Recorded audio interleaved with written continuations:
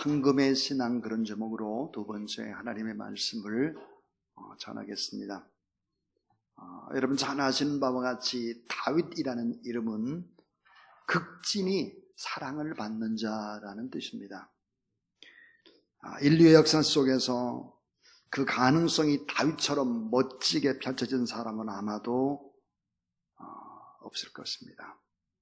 다윗과 비교될 만한 사람은 이 세상에 단 한 사람도 없습니다. 예수 그리스도를 빼고 없죠. 다윗처럼 극진히 사랑을 받고 또 위대한 일들을 한 사람이 찾아보기 어렵습니다. 자, 다윗은 성군이라고 일컬어지면서 유대 역사상 많은 왕들 중에 으뜸으로 높임받는 왕입니다. 뿐만 아니라 예수 그리스도의 족보에 아브라함과 나란히 등장하는 아주 의미를 가지는 그런 하나님의 사람입니다. 신구약 성경에 한 500번 정도 그 이름이 직간접적으로 나오고 있습니다. 자, 그럼 다윗은 어떤 사람이었을까? 그는 이런 사람입니다. 인간적으로 보면 참 불쌍한 사람이죠. 그는 가난한 베두인족으로 머슴처럼 종처럼 들판에서 베두인족으로 자라납니다. 그는 아버지로부터 인정을 받지 못하죠. 그는 형제들로부터 존중받지 못하는 천덕꾸러기 신세였습니다. 그는 8명의 아들 가운데 막내 아들이었고 결혼을 했으나 아내로부터 인정을 받지 못합니다. 장인으로부터 인정을 받지 못하고 시기와 멸시의 대상으로 도망자의 차량한 신세로 10년 이상을 참 고통 속에, 위험 속에 살아야 했습니다. 그는 수많은 죽음을 경험했고 광야로 타국으로 도망치면서 때로는 미친 척도 흉내내기도 했습니다. 사탄의 공격을 받아서 교만하게도 하나님보다 군사를 더 의지하려고 인구조사를 함으로 말미암아 7만 명이 죽습니다. 다윗 때문에. 그는 간음과 살인과 거짓 증거, 10계명 중 3가지의 계명을 동시에 범하는 무서운 인간입니다. 그는 아들로부터 압살롬으로부터 배반의 슬픔을 맛본 사람이기도 합니다. 참 어두운 면을 보면 다윗은 이런 불쌍한 존재입니다. 그런데 다윗의 밝은 면을 보면 엄청납니다. 역사상 가장 많은 재물을 가졌던 사람, 10년 전에 보면 기네스북에 가장 역사상 많은 재물을 소유한 사람으로 다윗의 이름이 올라와 있습니다. 자, 이제 3부 예배 때 자세한 것이 나오겠지만 성전 건축을 위해서 모았던 그 금이 얼마나 모았을까? 현시가로 900조 원 정도 됩니다. 900조 원. 엄청나죠? 그런 역사상 가장 위대한 지도자입니다. 남자다운 남자, 왕중의 왕, 훌륭한 정치가. 지금도 유대인들은 가장 기쁠 때도 가장 슬플 때도 다윗을 상징하는 바로 이제 별을 주고받죠. 이 다윗은 최고의 정복자, 장군이었습니다. 패배를 몰랐죠. 온전한 믿음과 담대한 용기를 가지고 물맷돌 5개 가운데 하나를 가지고 거대한 골리앗을 쓰러뜨리는 사람, 감성이 풍부한 시인입니다. 베토벤을 악성이라고 하듯이 다윗의 별명은 아마 시성일 수 있을 것 같습니다. 의리가 있는 사람, 요나단과 다윗, 나단과 다윗, 친구관계, 스승관계, 의리가 있는 사람이었습니다. 참 무엇을 아는 남자였죠. 참 사랑을 아는 사람, 겸손과 회개의 사람. 근데 이는 물질에 자유한 사람입니다. 거룩한 소원과 꿈을 품은 사람이었죠. 그 거룩한 소원과 꿈이 무엇일까요? 시편 39편 7절 따라하세요. 주여 내가 무엇을 바라리요? 나의 소망은 주께 있나이다. 자, 거룩한 소망. 주님 앞에 소망을 두고 살아갑니다. 나 곧 내 영혼은 여호와를 기다리며 나는 주의 말씀을 바라는도다. 파수꾼이 아침을 기다림보다 내 영혼이 주를 더 기다리나니 참으로 파수꾼이 아침을 기다림보다 더하도다.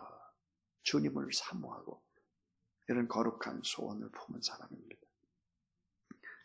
자, 역사상 다윗만큼 밑바닥에서 최고의 위치에 오른 사람이 과연 있을까? 오늘 본문의 말씀 엄청난 얘기를 하고 있습니다. 내 마음에 맞는 사람이다. 합한 사람이다. 그렇게 이제 얘기를 하고 있습니다. 자, 사무엘상 16장 17절 말씀을 보면 하나님이 그 중심을 보신다 그래서 중심. 여호와께서 사무엘이 있을 때 그의 용모와 키를 보지 말라. 내가 이미 그를 버렸노라. 사울에 관한 얘기죠. 내가 보는 것은 사람과 같지 아니하니 사람은 외모를 보거니와 따라하세요. 나 여호와는 중심을 보시느니라. 자, 다윗의 중심을 하나님이 봤더니 하나님 마음에 합한 사람이다. 내 마음에 꼭 맞는 사람이다. 꼭 드는 사람이다. 그랬습니다. 자, 다윗이 어떤 사람이었길래 하나님 마음에 꼭 드는 사람이었을까? 성경에서 말씀하시는 것을 찾아보고 오늘 예배드리는 여러분도 하나님의 뜻에 꼭 맞는 합한 그런 귀한 여러분 다 되실 수 있기를 주의 이름으로 축원합니다. 그래서 황금의 신앙인이 되면 참 좋겠습니다. 황금. 시편 16편을 보면 다윗의 믹담 그렇게 되죠. 이 믹담이라고 하는 것은 황금의 시입니다. 다윗은 누굴까? 황금의 신앙, 하나님 마음에 합한 그런 사람이었습니다. 자, 그러면 어떻게 해야 하나님 마음에 합한 사람이 될 수 있을까? 다윗은 과연 어떤 사람이었을까? 몇 가지를 살펴보고자 합니다. 그 첫 번째입니다. 따라하세요. 겸손히 회개하는 신앙. 자, 여러분 하나님은 어떤 사람을 쓰실까? 잘난 사람을 쓰실까? 그러면 예루살렘에 많았겠죠. 많이 배우고 똑똑한 사람들을 쓰신다면 랍비들이 많았을 것입니다. 돈 많은 사람을 쓰신다면 재벌의 기업의 자녀들을 불러야 했을 것입니다. 그러나 하나님은 어떤 사람을 쓰실까? 늘 자신의 부족함을 아는 사람, 자신의 잘못을 아는 사람, 하나님의 밝은 빛 앞에서 자신을 비춰보고 자신의 비루함과 자신의 추함을 볼 줄 아는 사람. 이런 사람 누굴까요? 회개하는 자입니다. 회개. 여러분 성경에 보면 모자른 사람들을 하나님이 쓰십니다. 그런데 놀라운 사실 하나는 이 모자람을 회개하는 자입니다. 아브라함은 믿음의 조상이 될 수 없었습니다. 우상장사, 우상숭배, 우상을 만드는 자의 아들이었고 위급해질 때는 자기 아내를 누이라고 속이는 비겁쟁이였습니다. 야곱은 사기꾼 것 같아서 아버지 이삭도 속였을 뿐만 아니라 외삼촌도 속이는 아주 속이는 자. 모세는 살인자, 사도 바울은 미친 광기 부리는 살인마였습니다. 다윗은 간음과 살인과 거짓 증거를 했던 사람이기도 합니다. 그럼 하나님이 어떤 사람을 쓸까요? 회개하는 자, 회개. 그래서 아브라함이 믿음의 조상이 되게 하고 야곱도 하나님의 놀라운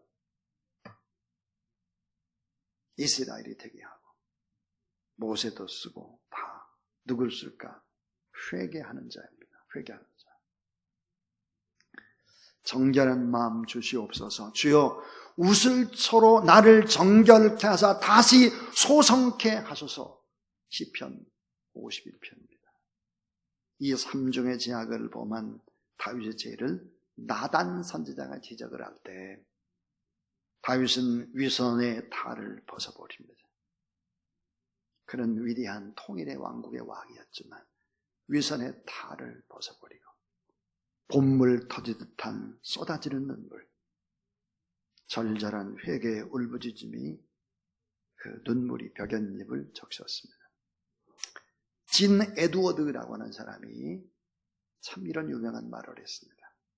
하나님은 광야 생활, 도망자, 생활의 고통에서 다윗 안에 꿈틀대고 있는 제2의 사울 그 욕망을 죽일 수 있었고 회개의 눈물이 다윗을 정화시켰다. 이렇게 말했습니다. 자, 광야에서 도망다니고 광야에서 고생을 하면서 제2의 사울과 같은 욕망을 다윗이 죽일 수 있었다. 그리고 회개의 눈물이 다윗을 정화시켰다. 그랬습니다. 자, 성경은 복 중에 복 최고의 복을 뭐라고 말하나? 시편 32편 1절부터 3절. 허물의 사함을 받고 자기의 죄가 가려진 자는 복이 있도다. 마음에 간사함이 없고 여호와께 정죄를 당하지 않은 자는 복이 있도다. 자, 내가 입을 열지 아니할 때 종일 신음함으로 내 뼈가 쇠하였도다. 허물의 사함을 받고 자신의 죄가 가려진 자가 복이 있다 그랬습니다. 하나님은 어떤 사람을 쓰실까? 회개하는 사람, 하나님 앞에 펑펑 우는 사람, 이런 눈물의 사람을 쓰신다. 이 첫 번째 교훈입니다. 두 번째입니다. 자, 하나님 영광, 제일주의의 신앙입니다. 하나님 영광. 어린 시절부터 골리앗과의 전투에서도 다윗이 용기를 내고 도전을 했던 그 핵심의 이유는 무엇일까? 그 핵심의 이유는 골리앗이 살아계신 하나님 앞에 저주를 퍼붓고 하나님을 욕하는 것입니다.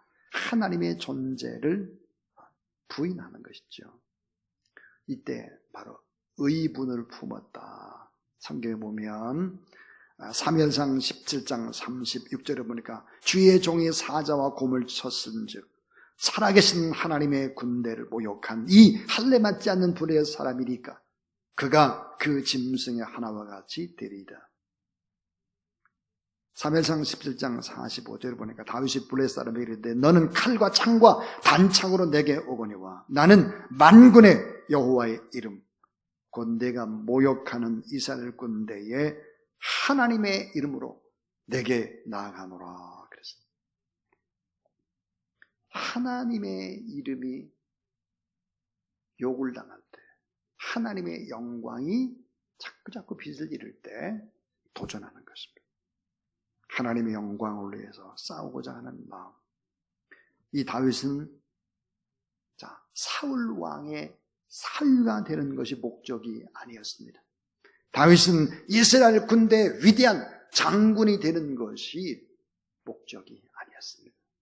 다윗은 이스라엘의 임금이 되는 것이 목적이 아니었고 그 목적이 뭘까요? 하나님의 영광이었습니다. 오로지 하나님의 영광을 위해 살고 헌신한 자를 기뻐한다. 하나님이 인간을 지으신 목적, 우리 안에 영광을 받으시기 위함이죠. 이사야 48장 11절의 말씀을 보면 바로 하나님의 영광에 관한 이야기죠.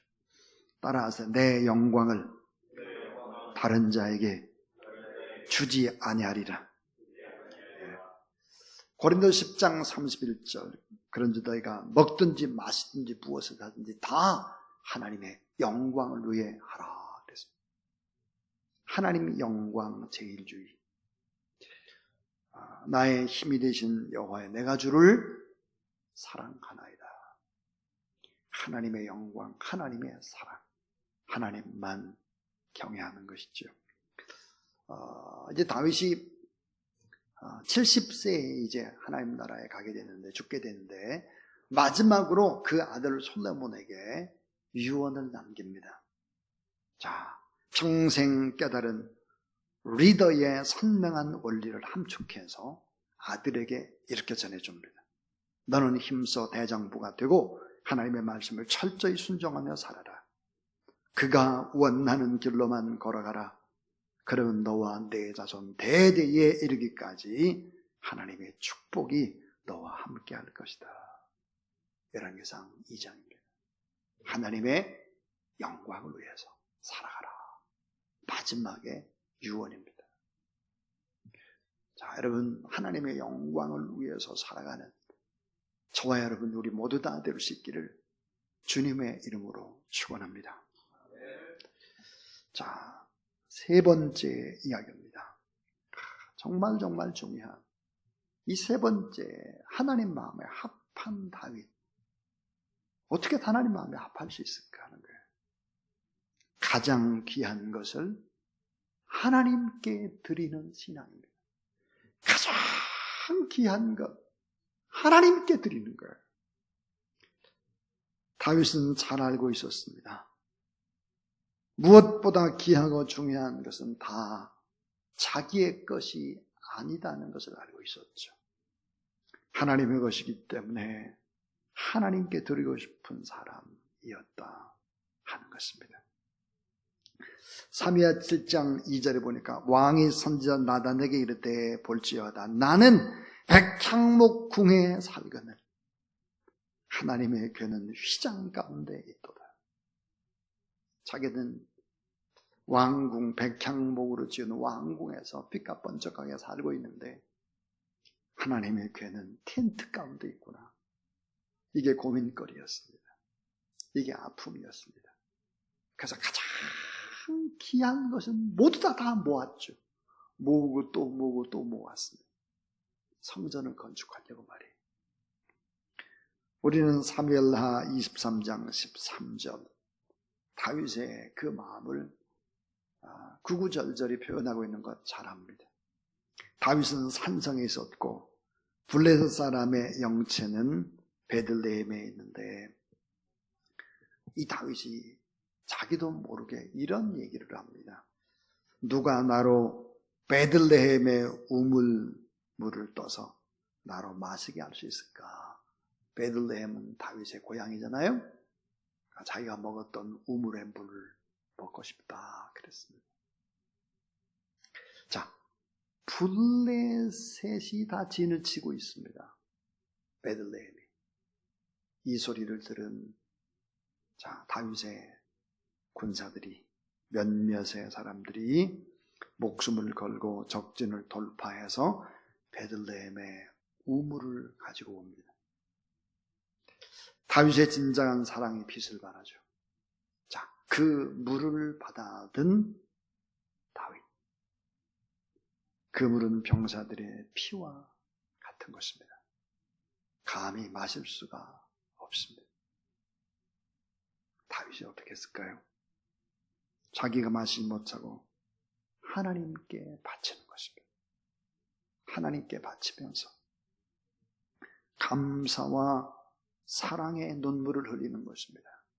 그 모습을 부하들이 다 본 거죠. 존경과 사랑, 아름다운 목숨을 건 충성은 이 같은 아름다운 모습을 탄생시키는 것입니다. 가장 귀한 것, 내가 먹고 싶은 것, 하나님 앞에 바치는 것입니다. 나는 이 백향목궁에 살고 있는데 생각하면 주의 집이 너무 초라한 거예요. 그래서 불편한 것입니다.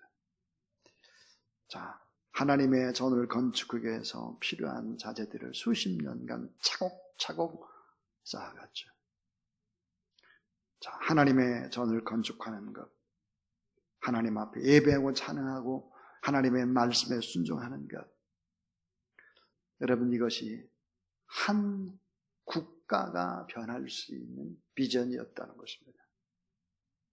참 귀한 것은 하나님 앞에 바칠 줄 아는 신앙. 참 아름다운 신앙이었습니다. 너희는 먼저 그의 나라와 의를 구하라. 그러면 이 모든 걸 너에게 다 하시리라. 그랬습니다.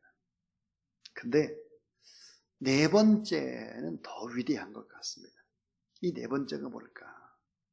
자신의 형편없던 과거를 잊지 않는 신앙입니다. 참 사람들은 지우려고 합니다. 자신의 형편없었던 과거를 지우려고 하고요. 자신의 모난 부분들, 자신의 실수 이런 것들을 다 포장하려고 합니다. 그러나 다윗은 결코 그렇지 않았습니다. 자신의 형편없던 과거를 사람들에게도 이야기할 뿐만 아니라 하나님 앞에 이렇게 얘기합니다. 사무엘하 7장 18절부터 19절입니다. 다윗 왕이 여호와 앞에 들어가 앉아서 이르되 주 여호와여 나는 누구이오며 내 집은 무엇이기에 나를 여기까지 이르게 하셨나이까. 주 여호와여 주께서 이것을 오히려 적게 여기시고 또 종의 집에 있을 먼 장래일까지도 말씀하셨나이다. 주 여호와여 이것이 사람의 법이니이다. 그렇습니다. 율법에도 이런 얘기가 있죠. 신명기 32장 7절 따라하세요. 옛날을 기억하라. 역대 연대를 생각하라. 예. 비천했던 자기의 과거를 잊지 않습니다. 내가 누구였는데, 내가 정말 형편없는 사람인데, 내가 추하고 악하고 더럽고 권모술수가 능하고 많은 사람들 앞에 나설 수 없는 사람인데 하나님이 이렇게 하셨다. 자신의 형편없던 과거를 잊지 않습니다. 근데 사울은 처음은 참 겸손했는데 나중에 왕이 되고 나면 교만하죠. 고집세고 완고합니다. 스승의 말도 듣지 않습니다. 제사장들을 죽입니다. 참 추락하고 망하게 되는 것이죠. 이 다윗은 베들레헴 가난한 촌동네 출신, 이세의 막내 아들로 양을 치던 비천한 베두인 족속, 아버지에게도 인정받지 못하고 형에게도 인정받지 못하고 아내에게도 인정받지 못하고 장인에게도 인정받지 못했던 그런 사람. 그런데 하나님이 그 중심을 보시고 왕을 삼고 존귀한 사람이 되게 하셨다. 여러분, 나 자신들 계속 밑으로 낮춰보십시오. 비천하고 또 비천하고 낮추고 또 낮춰보십시오. 죄인 중에 괴수라고 낮춰보십시오. 무등했던 무지랭이 나를 낮추고 또 낮추면 남는 것이 무엇일까요? 그건 하나님의 은혜입니다. 하나님의 은혜. 또 뭘까요? 감사입니다. 감사. 또 뭘까요? 행복합니다. 지금 자족할 수 있습니다. 자신의 형편없던 과거를 잊지 않는 신앙입니다. 자, 마지막 더 어려운 얘기 하나가 남았습니다. 그것은 무엇일까? 그것은 용서와 포용의 신앙입니다. 용서와 포용의 신앙입니다. 자, 사울이 복수심에 불타서 다윗을 죽이려고 했습니다. 그러나 다윗은 자기를 죽이려고 쫓아다니는 사울을 2번이나 용서해 주죠. 자, 엔게디의 동굴 속에서 잠자고 있던 사울을 죽이자고 다윗의 부하가 지금이 절호의 기회다. 하나님이 주신 기회다. 지금 당장 목을 치자. 이렇게 할 때 다윗은 뭐라고 부하들을 말리는가? 기름 부어 세우신 왕을 우리가 해칠 수는 없다. 왕을 내가 죽일 수 없다. 사울의 옷자락을 칼로 베어가지고 나와서 이렇게 말합니다. 아버지요. 사울을 향해서 아버지요, 아버지요. 당신은 내 생명을 해하려 하나 나는 왕을 해하지 않겠나이다. 이때 사울 왕이 소리쳐 울면서 후회하는 장면이 성경에 나오죠. 그뿐이 아니에요. 자, 왕이 다 되고 나서도 자, 압살롬의 구테타 때문에 피난길을 갑니다. 피난길을 가는데 다윗에게 막 돌을 던지는 사람이 있었어요. 다윗에게 막 돌을 던지면서 욕합니다. 시므이입니다. 시므이. 자, 이 시므이를 어떻게 쓸까요? 다윗이 다시 예루살렘을 입궁하고 다시 이제 다 왕이 됐을 때 시므이가 찾아왔습니다. 그래서 자기의 잘못을 고백할 때 다윗은 넉넉히 그의 잘못을 용서해 줍니다. 성경을 쭉 연구해 보면서 깨닫는 놀라운 진리가 있습니다. 그게 뭘까? 반쪽짜리 왕, 그러니까 유다 왕국을 다윗이 세우게 되죠. 헤브론에서 반쪽짜리입니다. 자, 12지파 가운데 2지파가 중심으로 세우게 되는데 10지파가 남아 있습니다. 이 10지파를 자신의 힘으로 이기는 것이 아니에요. 가능한 한 싸움을 피합니다. 가능한 한 용서합니다. 가능한 한 포용하는 거예요. 결국은 7년 6개월이 지나고 통일 왕국이 되죠. 그래서 헤브론에서 바로 이제 수도를 예루살렘으로 옮기는 것입니다. 힘을 가지고 있는 사람이 용서하고 포용하기가 쉽지 않아요. 용서하고 포용했습니다.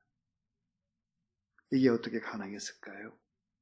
자신의 죄를 하나님 앞에 철저히 회개하고 다른 사람의 죄는 용서하고 포용해주는 예수 그리스도의 모습을 누리는 다윗에게도 볼 수 있습니다.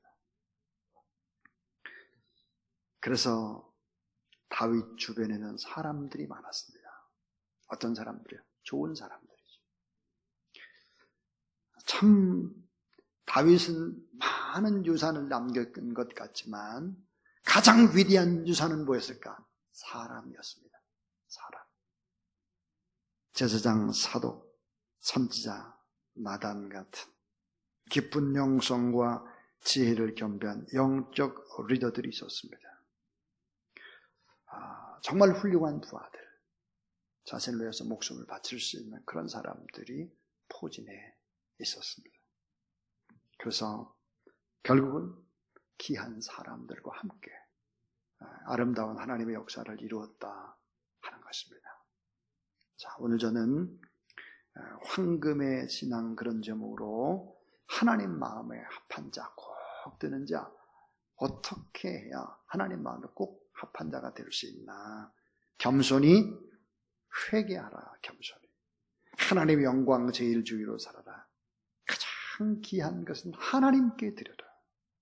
자신의 형편없는 과거를 잊지 말아라. 그리고 용서와 포용하라. 이런 과정 속에서 억울할 때가 얼마나 많을까요? 하나님은 다 셈하십니다.